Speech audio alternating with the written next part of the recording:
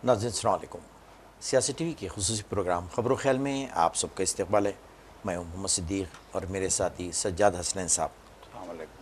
नाज़रीन, जैसा कि आप जानते हैं, हमारा एक खुसूसी प्रोग्राम होता है जिसमें हम इम्पॉर्टेंट ब्रेकिंग न्यूज़ या ट्रेंडिंग न्यूज़ लेते हैं जो कल के अखबारात की सुर्ख़ी भी बन जाते हैं। तो ये चलते कुछ ऐसी न्यूज़ हम लेकर आए, हमसे बात करेंगे। सबसे पहले हम चलते हैं इंडोनेशिया में वहाँ पर एक मस्जिद में एक धमाका हुआ है जिसमें तकरीबन एक 50 अफराद के ज़ख्मी होने की इत्तलात आ रही हैं और हमलावर को भी गिरफ़्तार कर लिया गया है। इस पर हम बात करेंगे। और दूसरे है कि जैसा कि आप जानते हैं, न्यूयॉर्क अगर देखा जाए, आप वाशिंगटन से सुम में बड़ा जो सिटी है अमेरिका का, न्यूयॉर्क है, और वहाँ पे मेयर का जो सिलेक्शन हुआ है ममदानी का, उस पर भी हम बात करेंगे। और तीसरे है कि बिहार इलेक्शन के बारे में थोड़ा सा हम बात करेंगे, जो टर्न आउट हुआ है वहाँ पे। तो आइए सबसे पहले चलते हैं इंडोनेशिया में, जो एक वहाँ पे कोई एक मस्जिद है, वहाँ पे एक बम धमाका हुआ है जिससे 50 अफराद के ज़ख्मी होने की इत्तला है और कहा जा रहा है कि जो धमाका करने वाला है उसको भी अरेस्ट कर लिया गया है। हालांकि इंडोनेशिया एक ऐसा कंट्री है, वहाँ पे जनरली पीसफुल कंट्री है, बहुत ही पुरअमन है वहाँ पे। ऐसे इस किस्म के दहशतगर्दाना वाक़यात बहुत ही कम सुनने में आते हैं, देखने में आते हैं, लेकिन ये पहली मरतबा सुनने में आया कि वहाँ पे ये धमाका हुआ एक मस्जिद में, और किसकी जानिब से क्या है उसकी इत्तलात अभी नहीं आ रही हैं, लेकिन अभी ये ब्रेकिंग न्यूज़ की तरह ही है। सर साहब, ये कभी भी हमने न्यूज़ नहीं सुना है इसके बारे में। इंडोनेशिया तो मेरे ख्याल से बहुत ही है ना एक पीसफुल कंट्री है और वहाँ कोई दहशतगर्दाना हमले वगैरह के वाक़यात कभी भी हमने नहीं सुने। तो ये मेरे ख्याल से ये इसके पीछे कौन हो सकते हैं? बिल्कुल, ये एक पहली बार ऐसा हुआ है जी कि इंडोनेशिया की एक मस्जिद में जी धमाका हुआ है।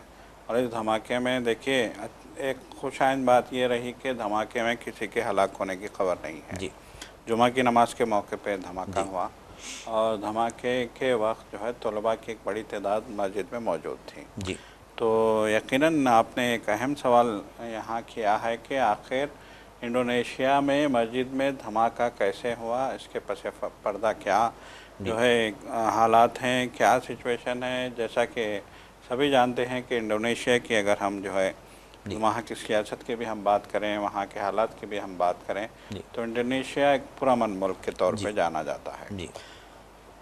मस्जिदों में धमाकों के लिए तो जो है पाकिस्तान मशहूर है जी।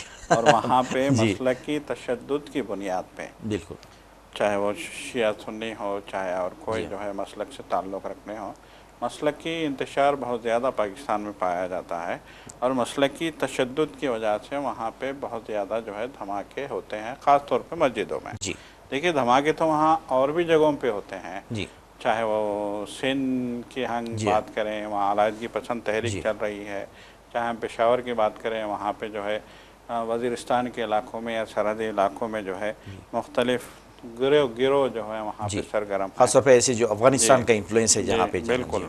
तो बहरहाल जो है हम वहाँ तो हमने मतलब ये कि मस्जिदों में धमाकों की बहुत खबरें सुनी और जो है इन धमाकों में हलाकतों की भी बहुत खबरें सुनी। इतने शदीद धमाके वहाँ पे होते हैं कि 50 हलाक, 60 हलाक, 70 हलाक, 80 हलाक, इस तरह की खबरें जो है खौफनाक खबरें वहाँ से आती रहती हैं। लेकिन इंडोनेशिया में जामिया मस्जिद में, वो भी इंडोनेशिया के एक जामिया मस्जिद में, वो भी जकार्ता में, वो भी कैपिटल में, इंडोनेशिया के कैपिटल में जकार्ता में जामिया मस्जिद में एक बड़ी मस्जिद में धमाका होना यकीनन ये हैरत अंगेज़ खबर है। और सबसे अहम बात यह है कि जो है आखिर यहाँ पे इस नौइयत की सिचुएशन क्यों आई, क्या इसके पीछे जो है कोई इंतहा पसंद मतलब एक तंजीम का हाथ है या फिर जो है इसके पीछे वही ताकतें कार फरमा हैं जो दारफुर में कार फरमा है। जी बिल्कुल, दारफुर में जो अफ्रीकी मुल्क दारफुर में जिस तरह का तशद्दुद बर्पा हो रहा है, जिस तरह के हालात वहाँ पैदा हो रहे हैं। देखिए, दारफुर के हवाले से भी कहा जाता है कि वहाँ के तशद्दुद में और वहाँ के गिरोह के साथ जो है गिरोह की सरपरस्ती UAE दुबई कर मतलब एक मुत्तहिदा अरब अमारात वहाँ की एक गिरोह की सरपरस्ती करता है, फंडिंग करता है। तो जो है बहरहाल जो है जो भी हो, ये इस तरह की खबरें आती रहती हैं। तो अब यहाँ जकार्ता में इस नौइयत के धमाका होने के बाद सवाल पैदा होना फितरी है कि आखिर वहाँ ऐसा क्यों हुआ, जी। इसके पसे पर्दा कौन ताकत कार फरमा है, और क्या इस नौइयत के धमाके को हम वहाँ पे जो है एक तशद्दुद की एक नए लहर के तौर पे हम इसको देखेंगे। जी, ये बहुत सारे सवाल जी, हैं। अभी जी, देखिए इंडोनेशिया की पुलिस की तरफ से भी जो है कोई वाज़े जो है इस सिलसिले में बयान नहीं आया है। जी, माफ़ कीजिएगा, इंडोनेशिया की हुकूमत ने भी जो है जी, अभी इस सिलसिले में कोई वाज़े बात नहीं कही है, जी, और ना ही इस सिलसिले में इंडोनेशिया की हुकूमत कुछ कहना चाहती है। बिल्कुल, तो हमें सिर्फ यही खबर मिली है कि जी, इंडोनेशिया में एक धमाका हुआ जी, मस्जिद में, जिसमें जो है 54 लोगों की गालिबन जो है जी, ज़ख्मी होने की इत्तला, 54 जी, लोग जो है ज़ख्मी हुए। जी, ये खबर वहाँ से आई है। जी, अब देखिए अब इसके बाद क्या होने वाला है, जी, इसकी तहक़ीक़ात जो है किस मोड़ पे जाएंगी, जी, टेक्निकली ये क्या जो है वाक़या है, क्या फिर वाक़ई ये धमाका है या जी, फिर कोई हादसा है, जी, अब ये तो आने वाला आने वक्त वाला होता वक्त है, जी जो है ना। बिल्कुल। तो नाज़रीन, हम इसलिए थोड़ा सा तशवीश में मुब्तला है क्योंकि ये दुनिया का वाहिद मुल्क है जहाँ पे मुस्लिम मेजॉरिटी वाला मुल्क है। तो जी वहाँ पे इस किस्म के वाक़यात का होना या शुरुआत होना ये बड़ी तशवीशनाक बात है। तो नाज़रीन चलते, जैसे कि आप जानते हैं, यानी 2-3 दिन से ये न्यूज़ चल रही, न्यूयॉर्क के जो मेयर का इंतखाब हुआ है, ममदानी ख़ास तौर पे, और ऐसे बहैसियत मुस्लिम जो है ना उनके बारे में कई कंट्रोवर्सीज चल चुके हैं। उनको रोकने की सारी कोशिश की गई है और काफ़ी पैसा लगाया गया ताकि उनको जो रोका जा सके। वो एक डेमोक्रेटिक कैंडिडेट थे मेयर के, और इसकी अहमियत इसलिए भी है कि अमेरिका के सारे शहरों में, सारे स्टेट्स में न्यूयॉर्क का नंबर पहला आता है जहाँ पे बहुत ज़्यादा पॉपुलेशन है, और यहाँ के मेयर को काफ़ी पावर्स हैं और उसकी बहुत अहमियत दी जाती है वहाँ पे, और उनको रोकने की बड़ी कोशिश की गई, क्योंकि नस्ली तौर पे एक मुस्लिम हैसियत से इनको गिना जाता है, और ख़ास तौर पे हिंदुस्तान से भी इनका ताल्लुक़ है, इनके वालदा का। तो इनके पीछे जो है ना काफ़ी सजाद साहब, इनके पीछे जो है ना मेरे ख्याल से अब इनका जो सिलेक्शन हुआ है वहाँ पे, एक तो एक नौजवान है, और दूसरे कि नौजवानों ने मिलकर इनको जो है ना जिताने की कोशिश की, और एक सोशलिस्ट के तौर पे ये उभरे हैं जो है ना। इन्हें समाजी भलाई के कामों में, कारनामों में ये बढ़ चढ़ के हिस्सा लेते हैं, तो इसलिए भी लोग वहाँ पे लाइक करते हैं। अमेरिका तो हिंदुस्तान की तरह नहीं है कि वहाँ पे फ़िरका परस्ती चले, वहाँ पे तो बस यानी जो भी एफिशिएंट है, जो काबिल है, उसको देखा जाता है। तो वो, और इसलिए भी शायद नौजवान है, उनको मौका देना चाहिए। यहाँ पे तो बूढ़े बूढ़े लोग बैठे हुए हैं, यहाँ पे तो जो है ना इन्हें नौजवानों को आने देते नहीं है लोग। जैसा जेंजी की रेवोल्यूशन आ रहा है जगह जगह, आप देखेंगे पड़ोसी मुल्कों में, तो यहाँ पर भी एक रीज़न वो हो सकता है। और दूसरा रीज़न ये भी हो सकता है नाज़रीन कि लोग जो है ना ट्रंप की पॉलिसियों से बहुत बेजार हो चुके हैं, देख रहे हैं कि ये एक एबनॉर्मल शख्स है जो अमेरिका को चला रहा है, और वो भी रिपब्लिकन शख्स है, और उसकी तरफ से जो है ना काफ़ी अफरा तफरी का माहौल वहाँ पाया जाता है। सारी दुनिया में भी बेचैनी, वहाँ के लोग भी परेशान हैं। तो शायद उस पस मंज़र में वहाँ के अवाम चाहते थे कि एक नौजवान को मौका दिया जाए जिसका ताल्लुक डेमोक्रेट सोशलिस्ट से है जो है ना।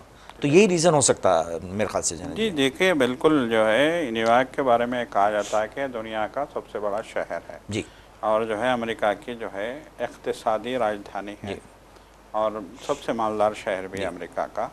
और अमेरिका के वक़ार का मसला भी न्यूयॉर्क से जुड़ा होता है। जैसा कि हम देखते हैं कि इंडिया में मुंबई जो है, मुंबई के हवाले से कहा जाता है कि वहाँ के बल्दिया पे जिसका कंट्रोल होगा, दौलत उसके कंट्रोल में होगी। ये यकीनन मुंबई भी इंडिया की जो है इक़्तिसादी राजधानी है और जो है दौलत का बहुत बड़ा मरकज़ है। मुंबई वहाँ से जो है तिजारत का, चाहे वो स्टॉक एक्सचेंज की हम बात करें, चाहे जो है तिजारत की हम बात करें, चाहे जो इंडस्ट्रियलिस्टों की हम बात, वहाँ तो पहले तो मिलें भी थी बहुत बड़ी, फैक्ट्रियाँ थी, कपड़ों की फैक्ट्रियाँ थी, मिले थे वहाँ पे, कपड़ों के मिले थे, मिलों का शहर भी कहा जाता था। एक ज़माने में तो जो है 80s की अगर हम बात करें तो मज़दूरों का शहर मुंबई को कहा जाता था, और उस ज़माने में शहर होता नहीं था क्योंकि 3 शिफ्टों में मिलों में काम होते थे। और फिर गोदी का शहर भी इसको कहा जाता है। समंदर में जो है जो सी पोर्ट जो है, जहाँ से माल जो है जाता है बाहर, और बाहर से माल मुंबई आता है, इसलिए उसको गोदी का शहर भी कहा जाता है। तो बहरहाल इसी नौइयत का शहर न्यूयॉर्क भी है। न्यूयॉर्क जो है इक़्तिसादी राजधानी है अमेरिका दुनिया का सबसे ताकतवर मुल्क, और दुनिया के सबसे ताकतवर मुल्क का सबसे ताकतवर शहर न्यूयॉर्क, सबसे दौलतमंद शहर न्यूयॉर्क, सबसे इक़्तिसादी राजधानी न्यूयॉर्क। न्यूयॉर्क में अक़वाम मुत्तहिदा का सदर दफ्तर वहाँ पे है।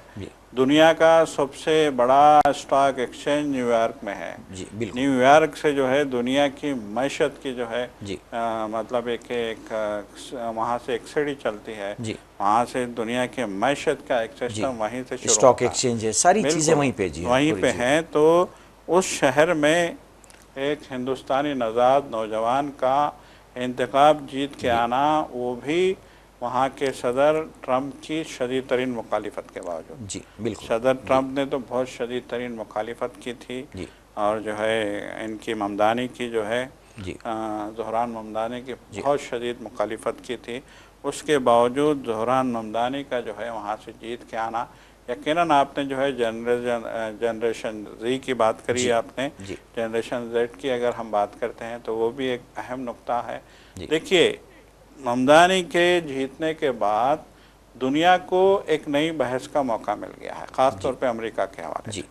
दुनिया ने कहा कि अमेरिका के शहर न्यूयॉर्क में इज़राइल के मज़ालिम के ख़िलाफ़ मुज़ाहरे होते जी, रहे हैं, जी, और उन्होंने ट्रंप की मुखालिफ जमात के उम्मीदवार को कामयाब बना के उन्होंने इज़राइल के जुल्म की भी नफ़ी की है, इज़राइल के जुल्म को मुस्तरद किया जी, है, इज़राइल के गज़ा पे जो जो जंग जी, मुसल्लत की थी जी, उसको मुस्तरद किया है, और अपने गम व गुस्से का इज़हार जी, न्यूयॉर्क के लोगों ने किया है। एक बात। जी, दूसरी अहम तरीन बात यह है कि जो है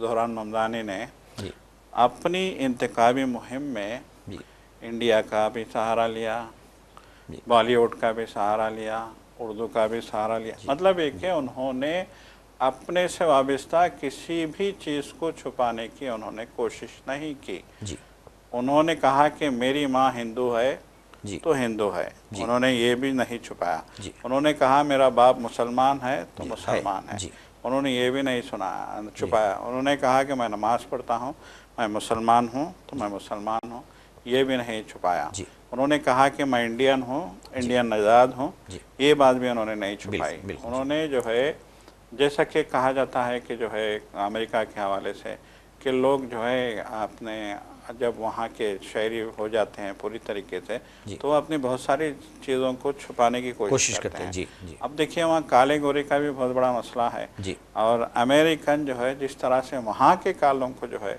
जी, नफ़रत की निगाह से देखते हैं, उसी तरह से जी, जो यहाँ से इंडिया, पाकिस्तान, बांग्लादेश, जी, श्रीलंका और भी जो एशियन है नज़ाद जो भी, जी, एशियन नज़ाद ममालिक से जो भी लोग जाते हैं, जी, उनको भी कालों के ज़ुमरे ही में जो है जी, वो डालते हैं उन्हें, जी, डालते हैं और वैसे ही ट्रीट ट्रीट करते हैं। करते हैं, बिल्कुल, तो उन्होंने अपना जो है शहरियत, अपने मुल्क, बुनियादी जो अपनी जो उनकी जी, जो मतलब एक है जो आबाई वहाँ जो से है, जी, जी, बिल्कुल आबाई शहर, आबाई मुल्क को भी उन्होंने जी, नहीं छुपाया। जी, उन्होंने कहा कि मैं इंडियन हूँ तो हूँ, इंडियन नजाद हूँ तो हूँ, बिल्कुल, मेरी माँ हिंदू है तो है, जी, मेरा बाप मुसलमान है तो है। जी, बहरहाल इस तरीके से उन्होंने फेर इलेक्शन लड़ा।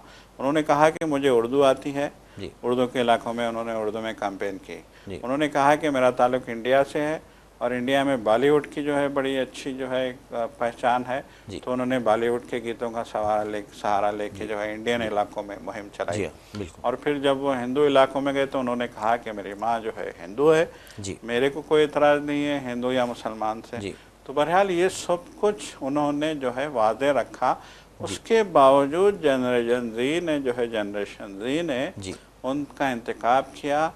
तो इस इंतखाब ने पूरे अमेरिका को चौंका दिया है। दो बातें इसमें जो है कही जी, जा रही हैं। जी, एक बात ये कही जा रही है कि इस इंतखाब से ये बात साबित हुई कि एक बार फिर अमेरिका के लोगों ने जी, मुसलमानों को कबूल करना शुरू कर दिया है। बिल्कुल, बिल्कुल, जी, वरना तो जो है हालिया दिनों में किस तरीके के आपको जी, याद होगा, इस्लामोफोबिया, इस्लामोफोबिया कैसे जो है वहाँ अमेरिका में फैल गया था, जी, कैसे सड़कों पे जो है फायरिंगें हो रही थी, कैसे लोग ट्रकों से कुचल रहे थे, कैसे जो है हालात बन गए थे, और मुसलमानों के ख़िलाफ़ कैसे माहौल बन गया था। जी, उसके बावजूद न्यूयॉर्क के शहरियों ने जी, ज़हरान ममदानी को जो है मुंतखब करके जी, ये साबित किया कि हमें मुसलमानों से कोई आपत्ति नहीं है, कोई जी, एतराज़ नहीं है, जी, हमें मुसलमानों से कोई अनाद नहीं है, जी, कोई दुश्मनी नहीं है, जी, कोई उनसे नफ़रत नहीं है, जी, उनसे हमें कोई एतराज़ नहीं है। जी, ये साबित किया। बिल्कुल, पहली बिल्कुल, बात तो जी, ये है कि हमें मुसलमानों से कोई एतराज़ नहीं है। जी, दूसरी बात उन्होंने ये साबित की कि जो है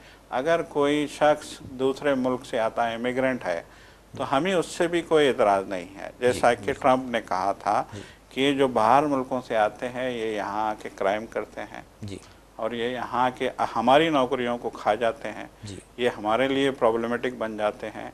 अब हमें मज़ीद जो है इमिग्रेंट्स की ज़रूरत नहीं है, जैसा कि हालिया दिनों में उनके जो खुल के जो है ना उन्होंने हाँ बिल्कुल, और उनके जो नायब हैं डी वेंस जो नायब सदर हैं, उन्होंने भी जो है एक यूनिवर्सिटी में तलबा से बातचीत के दौरान में यही कहा था कि अब बहुत हो चुका, अब अमेरिका में मज़ीद गुंजाइश नहीं है, अब हम बाहर के लोगों को नहीं लेंगे। जबकि वो खुद शादी करें इंडियन से है ना जी, उषा से जी, बिल्कुल उषा से उन्होंने शादी की है। एक तालिबा ने पूछा भी जी कि आपने तो खुद एक इंडियन से शादी की है जी, फिर आपको क्यों जो है बाहर के इंडियन नजात लोगों से या फिर इमिग्रेंट से क्यों आपको जो है एतराज़ है, जब आपने खुद एक इमिग्रेंट से शादी की है, आपकी शादी कामयाब है, आपके बच्चे हैं, आप जो है उसी शादी की बुनियाद पे जो है तरक्की करते हुए नायब सदर के ओहदे तक पहुँचे, सब कुछ जो है ठीक ठाक चल रहा है, तो फिर आपको इमिग्रेंट से क्या जो है ये मतलब एक एतराज़ है।